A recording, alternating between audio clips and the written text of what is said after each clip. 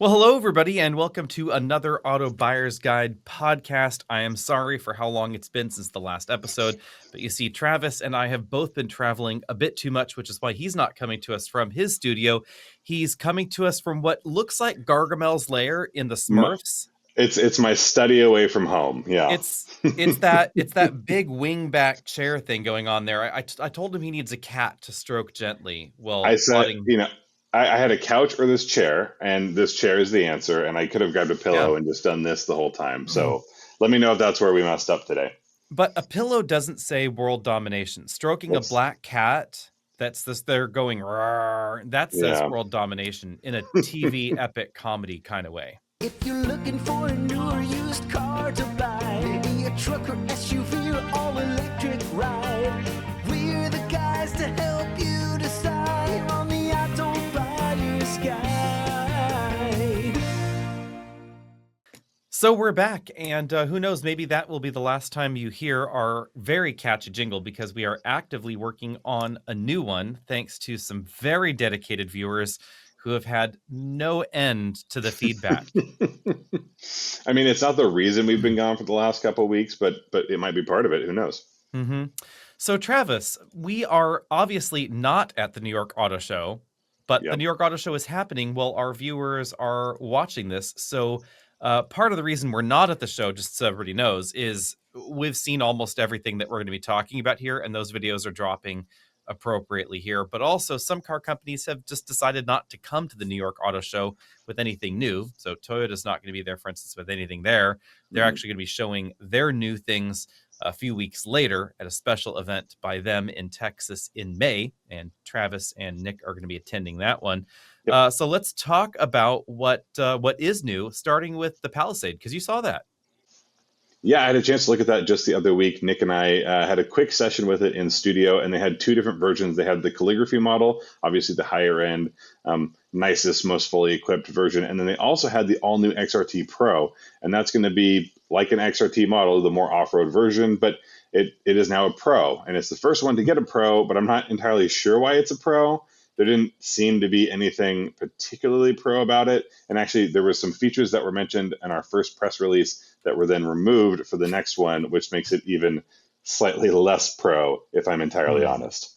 So is the logo on it bigger? Is it a bigger X? I don't have them side by side, but it seemed like a pretty standard logo size. So, I mean, honestly, I appreciate that it exists. And actually, stylistically, for me, I have always, or at least recently, preferred the Telluride over the Palisade by a significant margin. There was nothing about the Palisade exterior wise that really drew me to it. This one is still very differentiated from that Telluride, but way closer to something I would be interested in. And if you are someone who likes that design but does want more off-road capability, not a ton of it, but more of it, I think that XRT Pro is probably going to draw in quite a few folks. I mean, the XRT has existed before. But the big thing that we get with the Palisade is not just the exterior, it's an all new powertrain layout. Not layout, but two new powertrains. So normally when a manufacturer jumps to an all new model, there's a lot of small carryover in that first model year.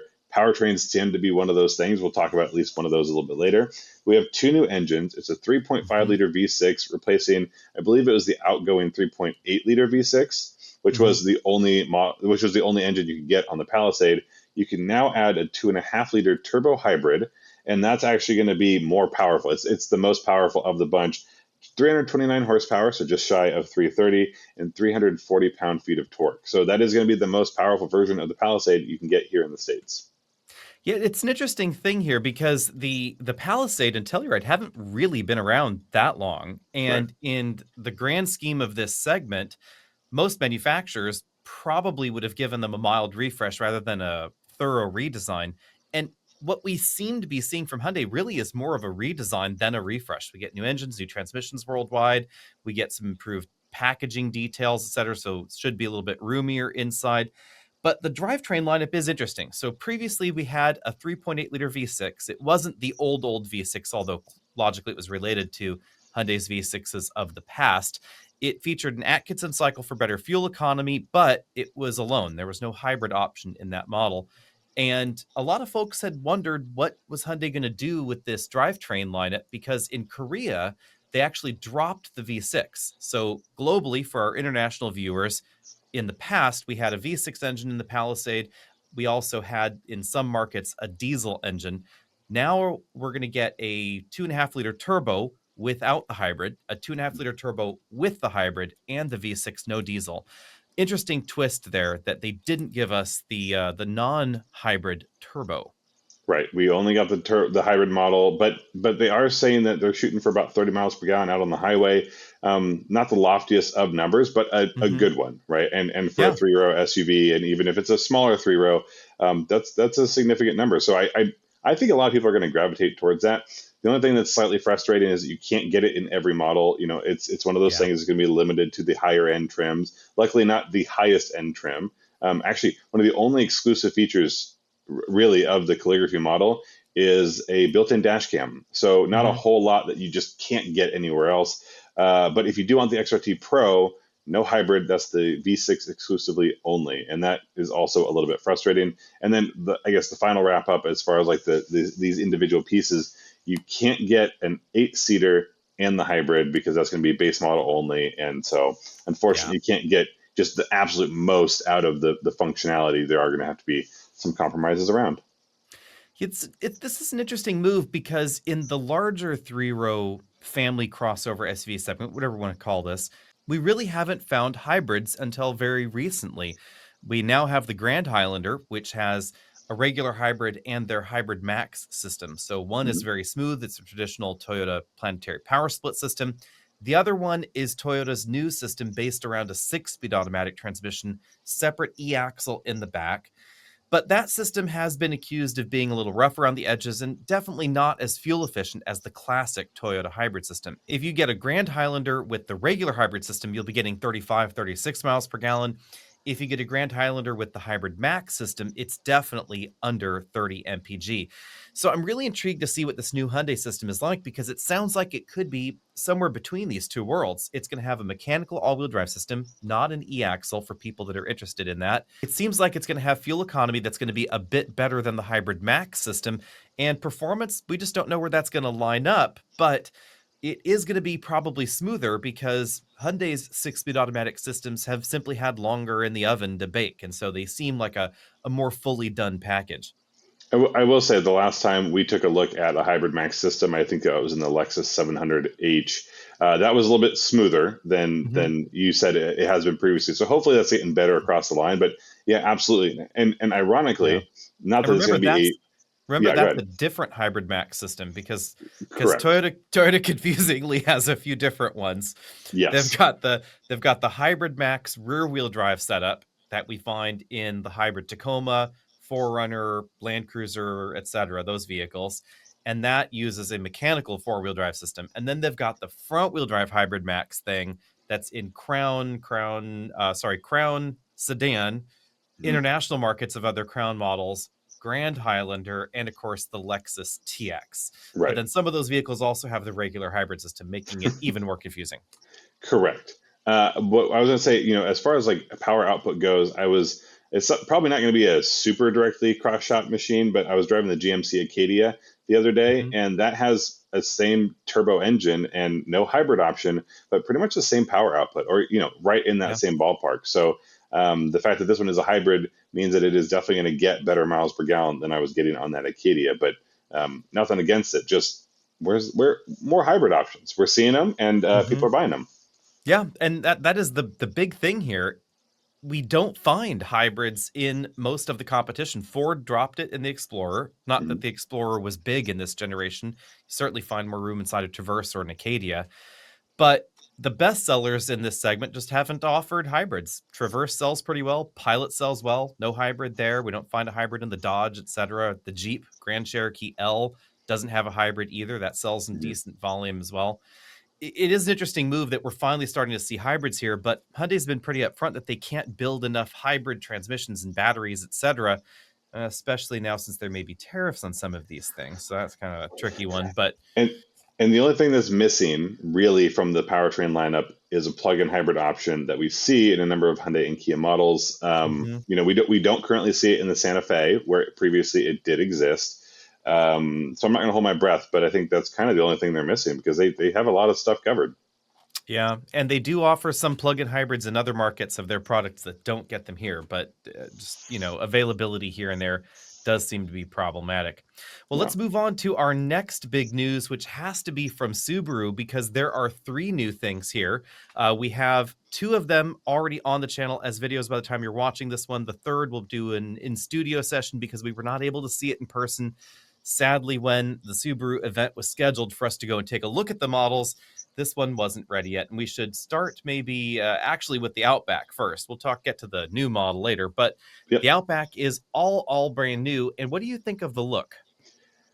I am really torn on this one. And if it's not up already, there's a video going up soon where I got to spend time with the 25 after seeing the 26, and I'm not sure I like it better. Hmm. Here's the thing, and I think you'll agree with me.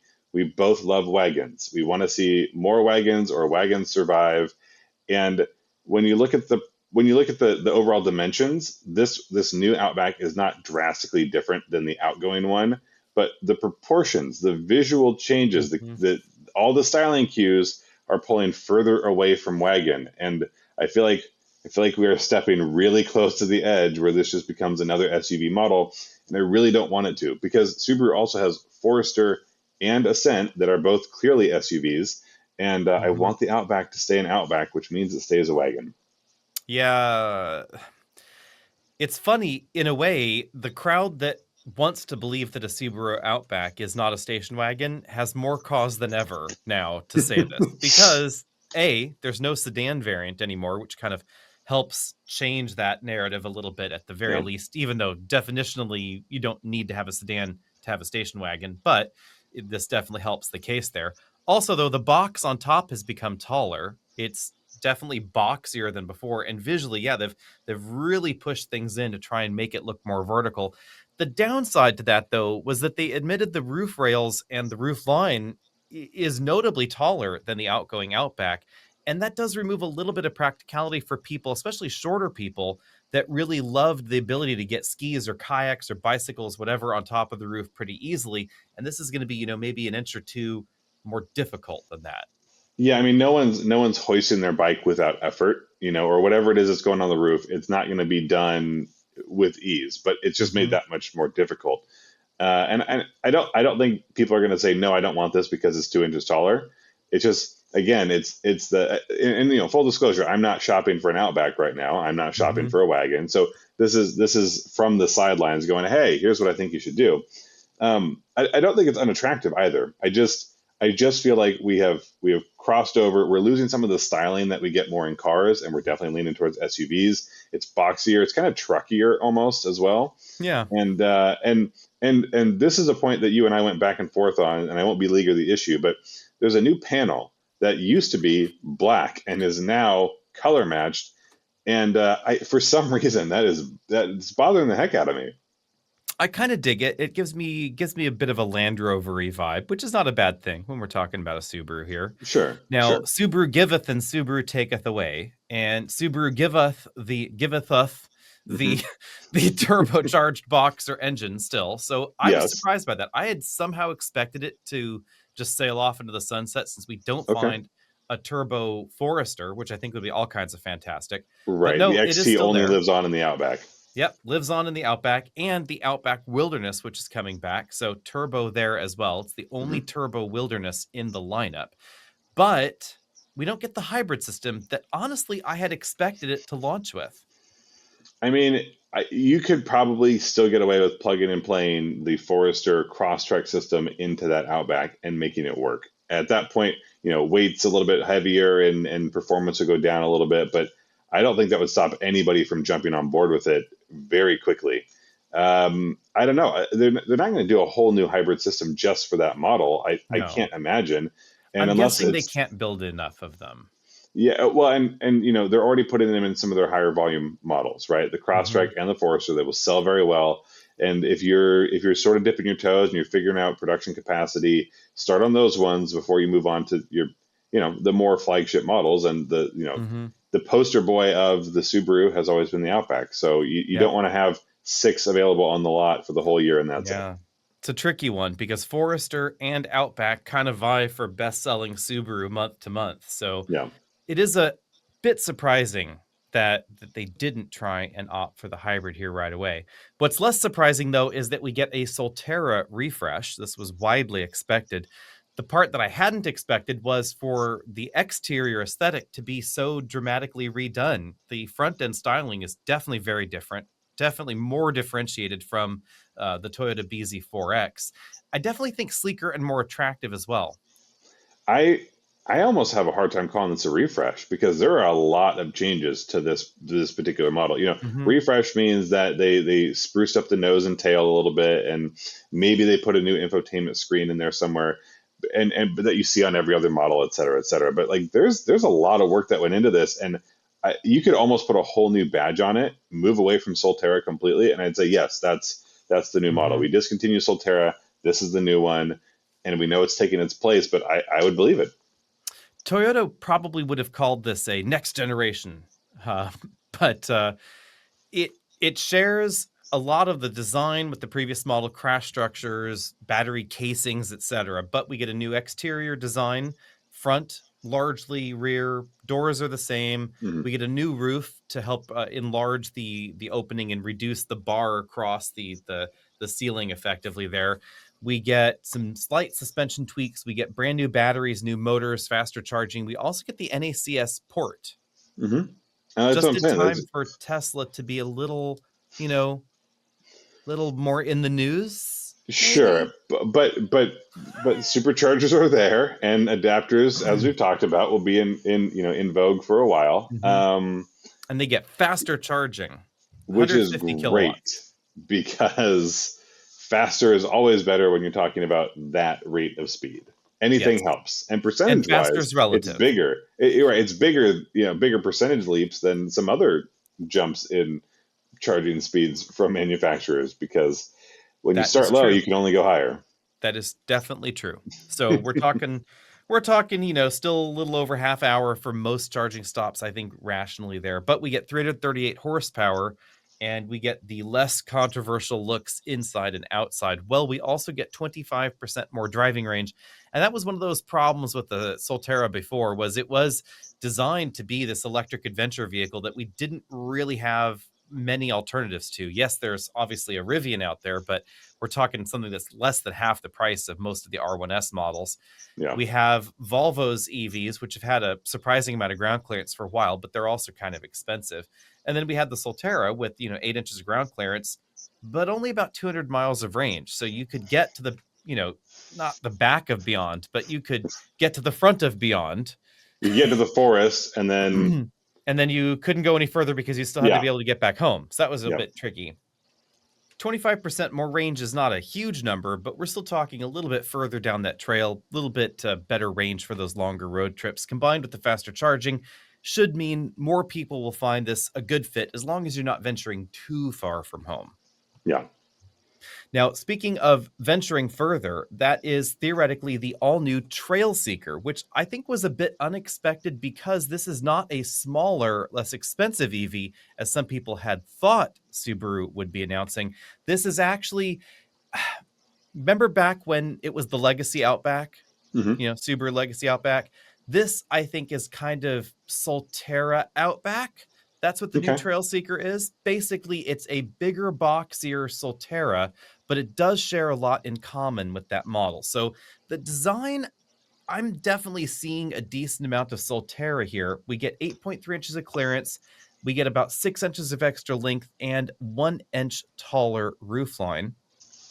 So here's the back end of the new Trailseeker. And as you can see, the rear end definitely is a little bit different than the Solterra. But if we move over to the front end, Mm. that is remarkably similar to the new Solterra. We have a little bit more cladding here and there, kind of that adventurousy cladding, but you can really see what's going on in the back end. It has more of a wagon-like profile than we find in the Solterra.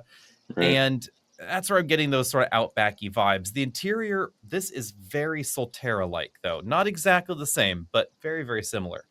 I think the big question for me is how different is this really going to be from the Solterra, and Hmm. and I'm mostly curious about how well it's going to do because as we know and many others, the Solterra was not the top selling EV in its class or for anything other than the brand called Subaru.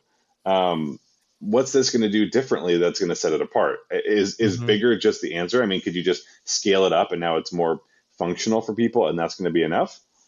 Yeah, that's a valid question. I see this as if Solterra is the electric Forester, then this is the electric Outback. That's how I'm envisioning this. I expect pricing to be very similar, likely a bit more expensive for the Trailseeker, but not a world apart because they use the same battery, same 74.7 kilowatt hour battery, same charge rate, same charge speed. Range is going to be pretty consistent. The new Solterra will give you up to 285 miles of range. Still not that magic 300 number, but a lot Right. closer.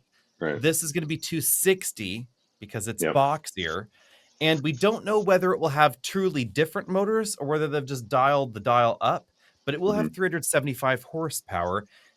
In that respect, it's again kind of Forester Outback because in Right. Forester, Right. you don't get the turbo anymore, but you have it available in the Outback. So it is interesting. It's going to be Yeah. on sale in 2026, and it is not going to be built in the US by all appearances. So So, no um, tax credit mhm. and 25% tariff. Who knows, right? The world, Right. we Right. just don't Lots know. of questions unanswered. What Actually, is here's my question. Right, Subaru has not had a new nameplate in a while outside of Solterra. Right, the mhm. last one was Ascent, but everything has been pretty close. How do we feel about Trailseeker? The Subaru. I mean, is it a little bit on the nose, or is it's perfect on brand? Keep going, do your thing.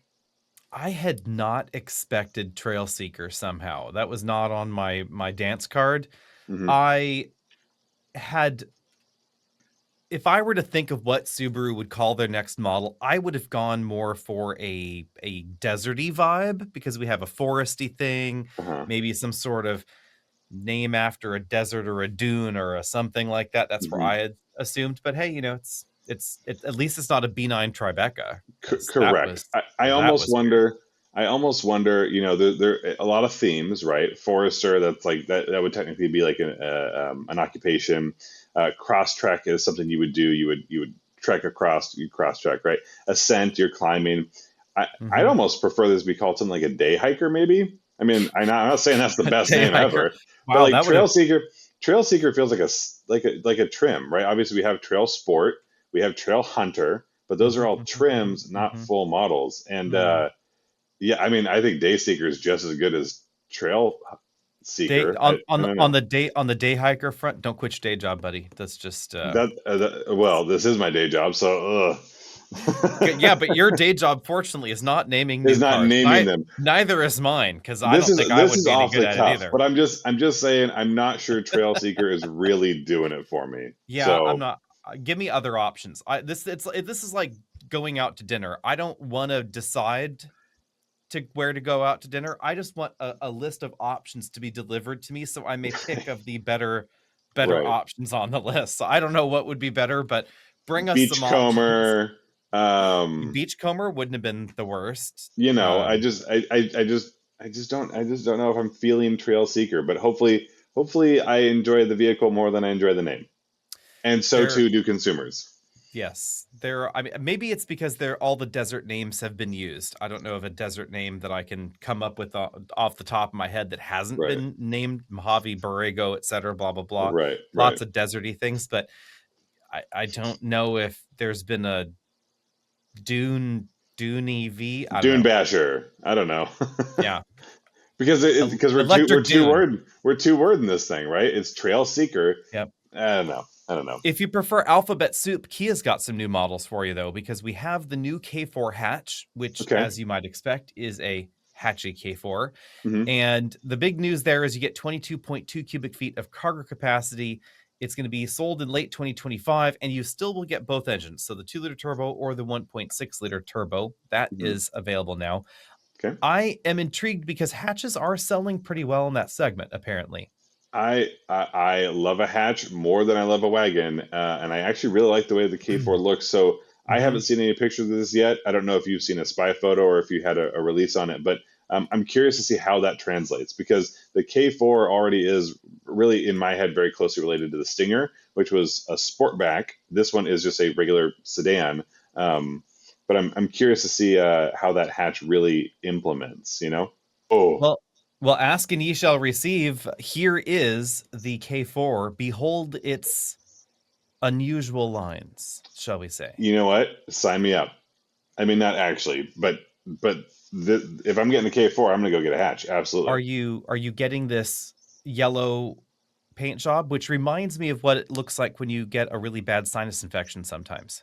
I was gonna say it's like more of a golden yellow. I've owned a yellow vehicle before, and it was kind of on this brand Oh, of yellow, okay. on the darker side of things. Yeah, I could.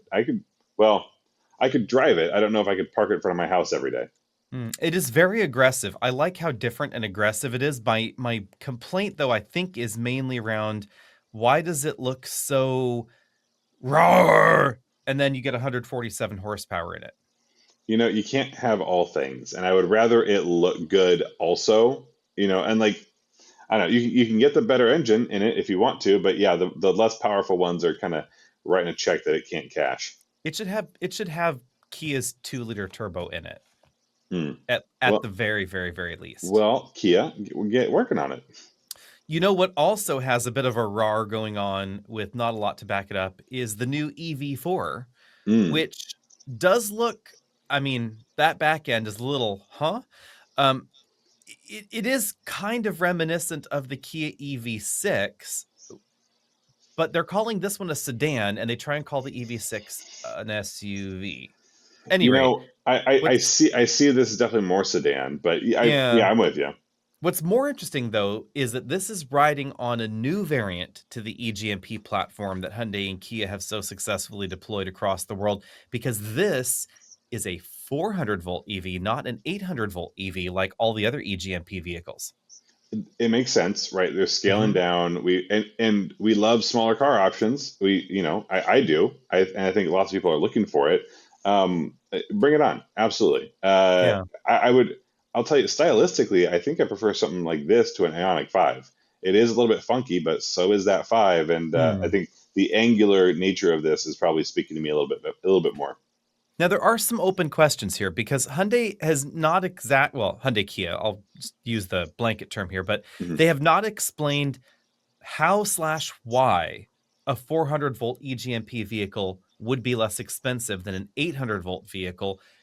The only thing I can think of as to why it might be less expensive is the lack of the voltage conversion circuitry in the rear inverter unit module, but we're talking about a Mhm. relatively small difference in Yeah. expense because of the way that Hyundai designed that voltage converter anyway. It's integrated with the winding in the rear electric motor. So an AC buck and boost converter uses an induction loop, an inductor basically, and they use one of the windings for the rear electric motor for that function. That saves a lot of money, and then they're reusing a lot of the control circuitry in that rear inverter module. So yes, there's some unique components that it wouldn't otherwise have, but their claim has always been that versus a separate dedicated DC boost circuit like we'd find in a Panamera or a Taycan Mhm. or a Lucid Air, something like that, that this is significantly less expensive, 75% less expensive or so. Right. So So how do you cost cut yeah, on an already exactly. clever cost Mhm. cutting maneuver? Yeah, I don't Right. I don't know. I don't know. We do know, and we also know that we're not saving that much on batteries because the batteries are pretty big. 58.3 kilowatt hours is the base battery, Hmm. 81.4 is the up level battery. So we're still talking about a pretty big battery here. No Yeah. word on chemistry that I have seen in this press release yet, but it's going to be front wheel drive only, so no rear motor. 150 kilowatts, about 200 horsepower, but you'll get 330 miles of range, and it's going to be one of the slipperiest vehicles they've had. The sort of two-sided downside here is it's not going to be built in North America because it is their global electric vehicle, so it's going to be assembled in South Korea. Probably could be built in their factory in Georgia if they needed to, though. Hmm. And the downside is that charging will be about 31 minutes, 10% to 80%. So no 15 or 18-minute charging like we find in the other Kias or Hyundai vehicles. Right. I mean, it's not a one-trick pony, the other Mhm, Kia Hyundai options, but it's definitely one of the things they're known for, and that we appreciate about them is mhm. how quickly they charge. But that's a pretty substantial range. And again, my big Yeah. question ultimately comes down to Obviously, I want to know how it drives, and hopefully, it's something that you enjoy being behind the wheel of. But really, what's the price? What's that price Yeah. differential for a smaller and Hmm. ultimately less capable model within that lineup? I'm going to go ahead and go out on a limb and assume it's going to have to slot in below the EV6. There's probably a bit of overlap, of course, between big battery EV4, small Right. battery EV6, unless they just delete the small battery EV6, which would be logical. Mm. So I'm going to guess it's somewhere in that price range. I would say it looks like a really good alternative. So for someone that's looking for really efficient transport, 330 miles of range out of an 81 kilowatt hour battery is pretty decent, bearing in mind they're not doing the same sort of games with the EPA numbers that Tesla does. So it's probably a bit closer to reality. 235 miles of range from a 58 kilowatt hour battery is still really good as well. And it looks to be very normal on the inside. We're still going to get window switches where you expect them to be. There's still 4 of them on the Yep. driver's door. You still have some redundant physical controls, touch buttons, and things like that for system functions. So they're not trying to go all crazy modern and just delete everything and make it all on one screen like we find in some of the competition. Right. Right. No, I'm excited to see this on the road because we are getting some interesting looking cars. And I think a Hmm. big concern with electric vehicles, I mean, automotive in general has been a little more tame recently, but with electric cars, it was like, oh, they all have to look like fill in the blank, whatever you want to describe it as, right? Hmm. But this doesn't. And overall, I think it's a pretty good look. Frankly though, I'd love to see that K4 hatch be electrified, just everything Mm. all at once, because boy, would that have piqued my interest. But in the meantime, here we are. On the bright side for Infiniti, there's one less competitor in this segment because the XT6, even though it Mhm. hasn't exactly set anybody's sales charts on fire, is disappearing at the end of this year.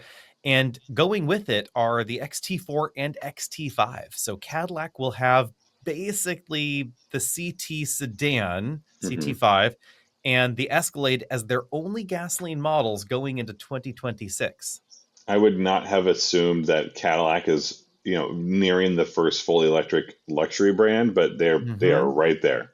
They're And real that's close. that's converting to electric, right? Obviously, we have Yeah. things like Lucid and Teslas and Rivians and Mhm. and all the, but they are really close. My memory is bad at exactly how GM phrased this because it is a careful parsing of words. Hmm. Cadillac's Lyric was the best-selling luxury electric SUV Hmm. in 2024. And that is if you follow the Tesla fans that say they're not luxury. They're a I've premium always brand. always said that's a little tricky because their pricing and the way they position themselves at the beginning. So Yeah. I would go no Cadillac. That would be a Model Y. Hmm. But Cadillac wants to think differently. So Hmm. Cadillac claims that is their headline. But they also have a ton of models. Oh my god. They have Optic, Vistic, Lyric, Lyric. Celestic, Hmm. Escaladic, Soleil and Soleil, and theoretically at some Escaladic point. L. Escaladical. Hmm. Hmm. Hmm. Yes, we know it's Escalade IQ, everybody out there, but I prefer to call it an Escaladic.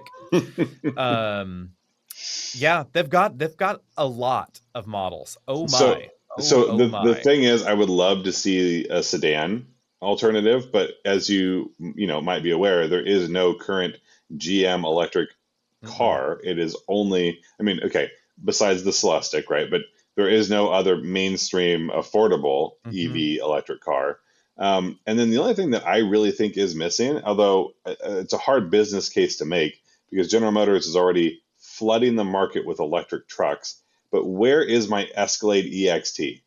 That's what I want. I want Mm, the you know mm. the Silverado and the Sierra EV swapped over to an Escalade EXT like the good old days. Ah.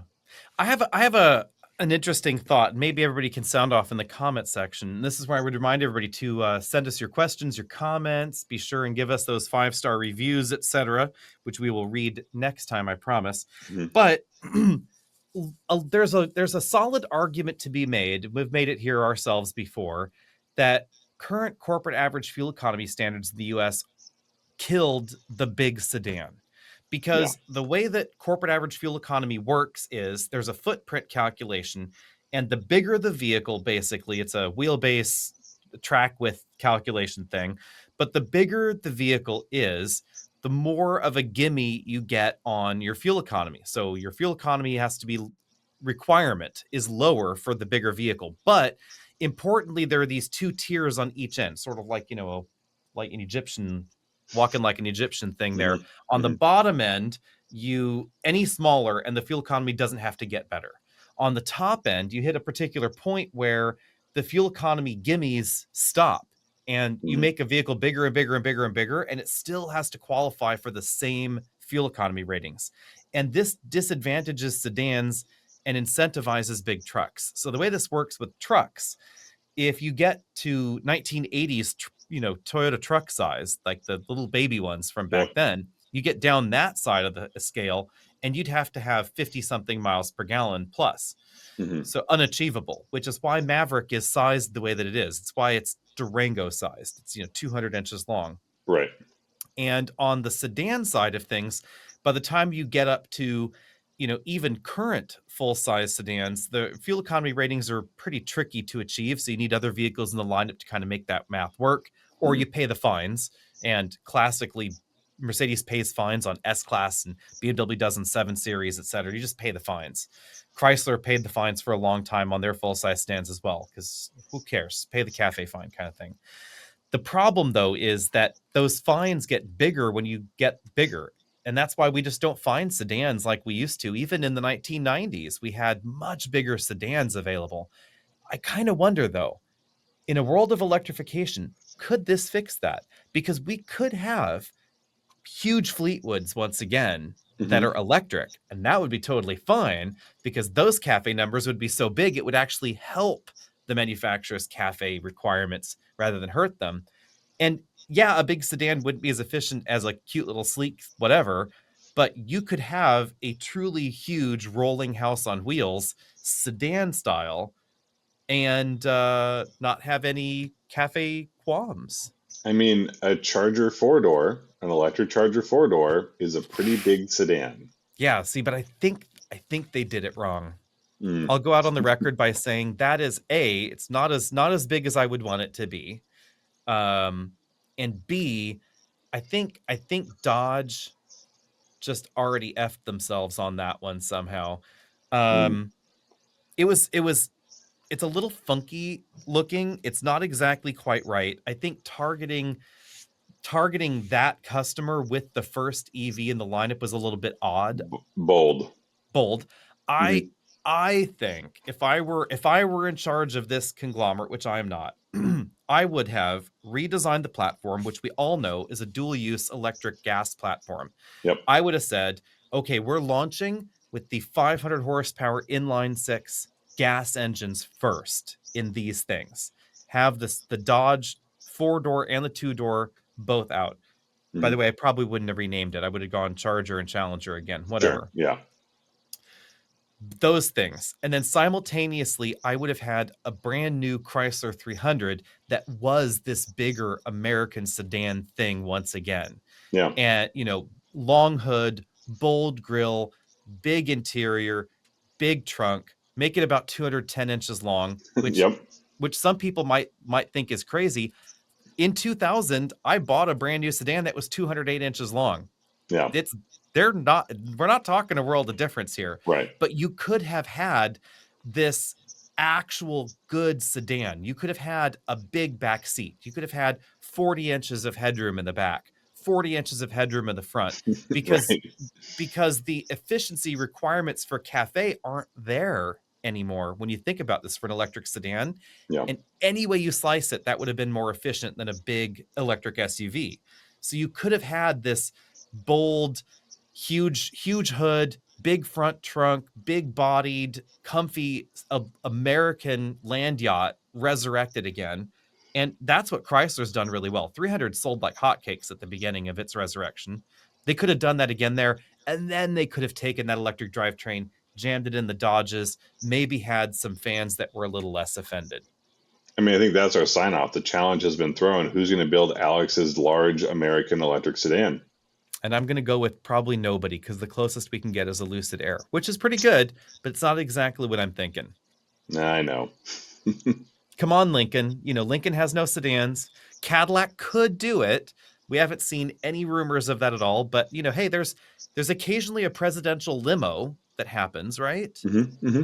So what if they There we just go. what if they Build it, shrunk? and Alex will be interested. Wow, you almost went there. I Anyway, didn't.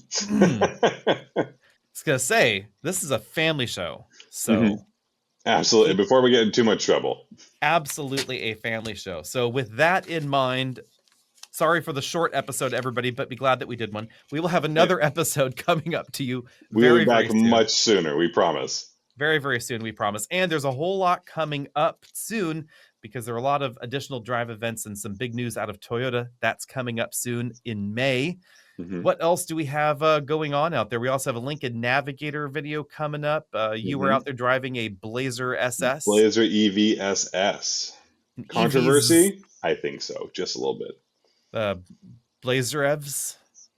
Sure, whatever you want to do with it. Yep. Lots of news. And in May, there will be some, in June, there will be some even more interesting changes afoot. So we will see everybody later. If you're looking for a new or used car to buy, maybe a truck or SUV or all-electric ride, we're the guys to help you decide.